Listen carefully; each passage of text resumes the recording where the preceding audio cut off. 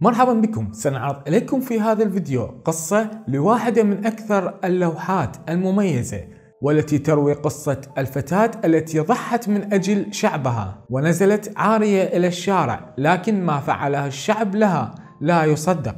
رسمت لوحة الليدي غوديفا عام 1898 من قبل الفنان والمؤلف الكبير جون كولير. لكن ما قصة هذه اللوحة؟ خلال العصور الوسطى كان هناك حاكما وكان متزوجا من النبيلة الجميلة الليدي غوديفا. كانت الليدي غوديفا معروفة بحب الخير ومساعدة الناس، كما كانت متدينة ونقية، وعرفت أيضا بنبل وعراقة أصلها وبطيبتها ورزانتها وخجلها الشديد أيضا.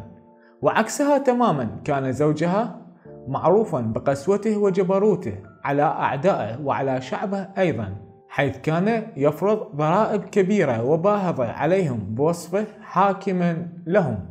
وقد كانت الليدي غوديفا كثيرة الإصرار على زوجها من أجل تقليل الضرائب أو إلغائها بسبب كثرة جوع هذا الشعب، لكنه كان دائما يرفض هذا الطلب ويرفض تقليل الضرائب، وبسبب إلحاح الليدي المستمر عليه فأراد إعطائها شيئا مستحيل القيام به حتى تتوقف عن الإلحاح بهذا الموضوع. فقال لها: سوف أقلل الضرائب في حال إذا نزلت إلى الشارع عارية. وفي اليوم التالي تفاجأ الملك عندما أخبره وزيره أن الليدي نزلت إلى الشارع وهي عارية ولم يغطي جسدها سوى شعرها الطويل. ففي يوم التسوق حيث يجتمع الناس للبيع والشراء، خرجت الليدي غوديفا على حصانها وهي عارية تماما إلا من شعرها الطويل.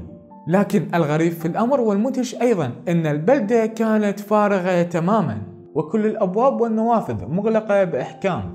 فعندما عرف السكان بتضحية الليدي من أجل تخليصهم من الضرائب، قرروا عدم الخروج نهائيا ذلك اليوم، كما قاموا بإغلاق أبوابهم ونوافذهم احتراما لتضحيتها الكبيرة.